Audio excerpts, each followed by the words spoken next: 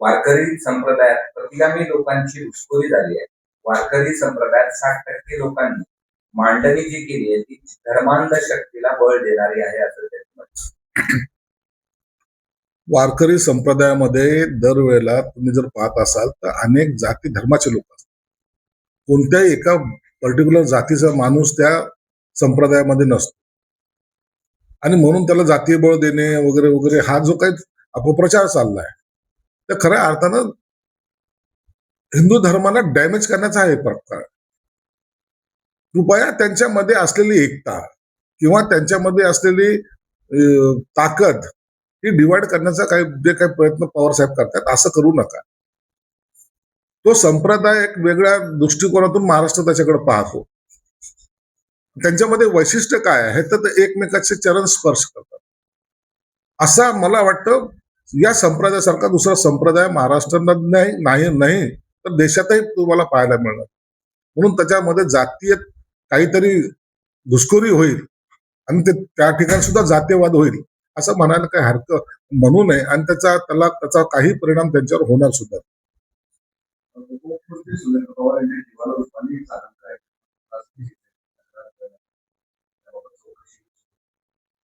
सुनेत्रा वहिनीच्या जीवाला धोका आहे की नाही हे तर पोलीस तपासामध्ये दिसेल, परंतु त्यांनी सावध राहिलं पाहिजे एवढं मात्र निश्चित आहे. राजकारणामध्ये एखादी महिला जेव्हा अशा एका मोठ्या पदावर जाते त्या टायमाला त्यांना संकटाला सामना करावा लागतो हे अनेक वेळा आपण पाहिलेलं आहे. म्हणून चाकणकर असतील किंवा इतर काय असतील, आता ती चौकशी यासाठी करते, त्या चौकशीमध्ये मला वाटतं हे सर्व निष्पन्न होईल. परंतु सुनेत्रा वहिनीने सुद्धा आपली स्वतःची काळजी घेतली पाहिजे.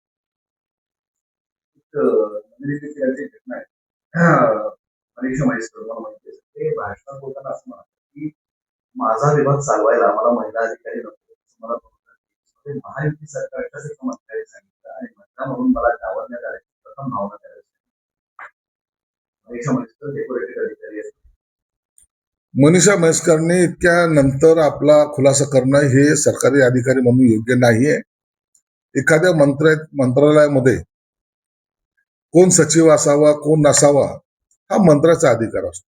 म्हणून आता जरी मंत्रालयात पाहिलं तर बहुतेक महिला या मंत्रालयात काम करतात. म्हणून एखाद्या महिलावर अन्याय करण्यासाठी हे वक्तव्य केलं असं म्हणणं सुद्धा गैर आहे. आज सेक्रेटरी रँकमध्ये जर पाहिलं तर 5-6 महिला ज्या प्रधान सचिव पदावर आहेत आणि चांगलं काम करतायत. एमएससीबी मध्ये महावितरण मध्ये बघा, तुम्ही इतर ठिकाणी बघा, फायनान्स मध्ये बघा, या सगळ्या महिला अधिकारी आहेत. म्हणून महिलांचा सन्मान करणं हे महायुतीचं काम आहे.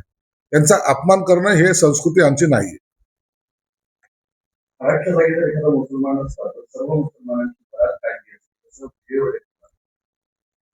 वडट्टीवाराने असं स्टेटमेंट करणं हा दिवाळखोरीचं लक्षण आहे.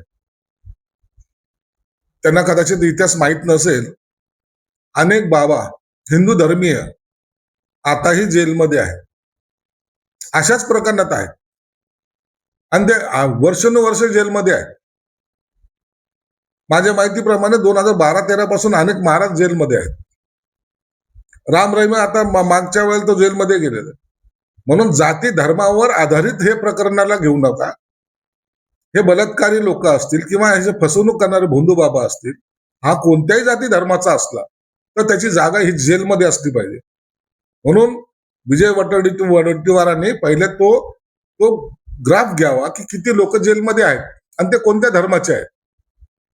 म्हणून मुस्लिम आणि हिंदू हे करण्यापेक्षा बलात्कारी याला सजा झाली पाहिजे या भूमिकेत त्यांनी असलं पाहिजे.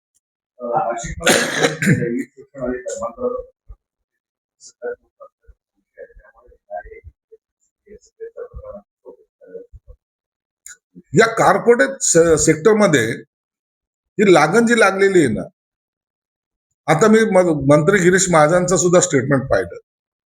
ही जी लागण लागलेली ह्याचा परिणाम कुठपर्यंत गेला, किती खोलवर हे रुजलं गेलंय याची खऱ्या अर्थाने चौकशी झाली पाहिजे.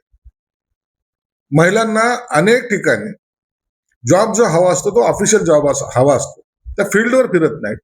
म्हणून अशा जॉबला ज्या काही महिला ठेवल्या जातात त्यांच्यावर अशा प्रकारचा जर अत्याचार होत असेल तर याचं प्रमाण किती आहे हे एकदा शोधलंच पाहिजे. आणि महिला जर मग त्या ऑफिसमध्ये सुरक्षित नसतील तर त्यांनी जॉब करावा कुठे हाही एक प्रश्न आहे. लव जिहादचे प्रकरण आपण पाहिलेले आहेत. आता हा नवीन धर्मांतराचा नवीन प्रकार हा समोर येतोय. म्हणून याला सरकारने सुद्धा गांभीर्याने घेतलेलं आहे आणि सगळ्या एजन्सी याच्यावर काम करतायत. अजितदादा आणि शरद पवार एकत्र ते दोन्ही राष्ट्रवादी एकत्र शरद पवार यांच्या पत्रात दोन्ही पवार एकत्र होते, नंतर विभक्त झाले. आज त्यांची पोझिशन काय आहे हे पवार कुटुंब एकमेकाला अंडरस्टँडिंग मध्ये जाणून घेत आहे. सुप्रिया सुळे सुद्धा सांगितलं की मी मतदानाला जाणार आहे, परंतु जर आग्रह केला तर मी प्रचारात सुद्धा उतरणार आहे. म्हणून या पवार कुटुंबामध्ये आता विघ्न टाकायचं काम आपण इतरांनी करू नये. त्यांचे ते राजकारण म्हणून त्यांचा काय निर्णय घ्यायचा हे पवार कुटुंब ठरवायला सक्षम आहे. अशोक चव्हाणांची गर्दी दिवसेंदिवस वाढत चालली आहे. राज्यात त्यांची लोकं गेली आहे की आता कारवाई केली आहे तरी सुद्धा कारवाई होत नाही. अशोक खरात प्रकरण हे फार मोठं आणि गंभीर आहे. मी पूर्वीपासून सांगत आहे, हे एखाद्या केस पुरतं मर्यादित नाहीये किंवा एखाद्या अत्याचारापुरतं मर्यादित नाहीये. जमीन घोटाळे, पैशाचे व्यवहार, बलात्काराचे प्रकरण, त्याच्याबरोबर आणखी संबंधित अधिकारचे प्रकरण, राजकीय पुढाऱ्यांचे प्रश्न, हे सर्व त्याच्यात गुंतागुंतीचा हा मोठा चक्रव्यूह आहे. म्हणून याला भेदायला सर्व अधिकारी आता तयार झालेले आहेत. काही दिवस आपल्याला थोडी निश्चित वाट पाहावी लागेल. एक एक प्रकरण जसे जसे बाहेर येतील त्याचा तपास करणं ही अधिकाऱ्यासाठी सुद्धा कसोटी आहे.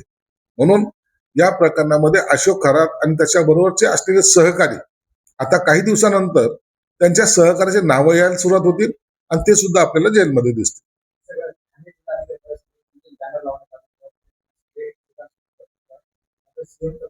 शासकीय असेल तर चांगल्या व शासकीय जाहिरात ही वेगळी असते.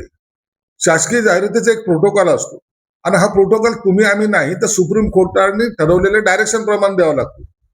त्याच्यात इतरांचे फोटो टाकता येत नाही. ही वैयक्तिक जाहिरात कोणी काय टाकायची हा त्याचा प्रश्न आहे. म्हणून मी जाहिरात टाकली ही माझा नेता एकनाथ शिंदे साहेब आणि श्रीकांत शिंदे यांचा फोटो टाकून मी जर जाहिरात करत असेल तर गैर काय? शासकीय पैशाचे उधळपट्टी करून जर प्रायव्हेट जाहिरात करत असाल तर त्याच्यावर कारवाई होणं गरजेचं आहे. परंतु वैयक्तिक जाहिरात कोणी कशी करावी हा ज्याचा त्याचा अधिकार आहे. एमआयएमचे विरोधी पक्ष औरंगाबाद शहर के ओल्ड सिटी के अंदर कोई भी महापौर होगा, आमदार होगा, मंत्री होगा, कोई खासदार होगा, मगर इम्तियाज जलील की इजाजत के बिना ओल्ड सिटी में आप कुछ कर नहीं सकते, करने की कोशिश भी मत करना. एक ही गाड़ी है तो गाड़ी भी तोड़ूंगा, ऑफिस भी तोड़ूंगा. ध्यान रखना. ही मस्ती एमआयएमची. एमआयएमला असलेली मस्ती जातीवादाचं भरलेलं त्यांच्या डोक्यामध्ये भरलेला तो राग,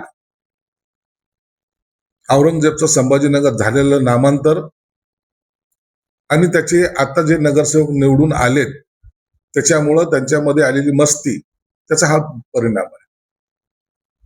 ही मालकी कोणी जर दाखवायचा प्रयत्न करत असाल, तुम्हाला असं जर वाटत असेल की ही जागा इकडचा भाग माझा आहे तिकडचा भाग माझा, ही रजाकारी नाहीये. रजाकारी उकडून फेकण्याची ताकद या संभाजीनगरमध्ये आहे. म्हणून अशा भाषा व्यक्त करणाऱ्या जे काय केलेली त्यांनी त्याच्यावर निश्चितच आता गुन्हा सुद्धा नोंदवला पाहिजे आणि त्या पोलिसांनी सुद्धा त्यांच्या बरोबर असलेल्या इतर सहकाऱ्यांना सुद्धा त्याची समज नोटीस देऊन समज दिली पाहिजे. एका नेत्यावर निवारणा प्रकरणात आरोप झाला होता. प्रत्येक पक्षाच्या खासदारावर निवारणा संदर्भात जमिनी संदर्भात आरोप झाले. त्यावर पोलिसांनी गुन्हे दाखल केले आहे. एकाला अटक केली आणि दुसऱ्याला अटक करण्याची एकूणच तुमची नेतेही अडचणी मला अटक केली या प्रकरणात. नाही, या प्रकरणाचा मला आणखी पुरेपूर माहिती नाहीये. निश्चित मी त्याची माहिती घेईल. परंतु जे काही कायदेशीर कारवाई पोलीस करतायत त्याला आमचा कोणत्याही प्रकारचा विरोध नसतो.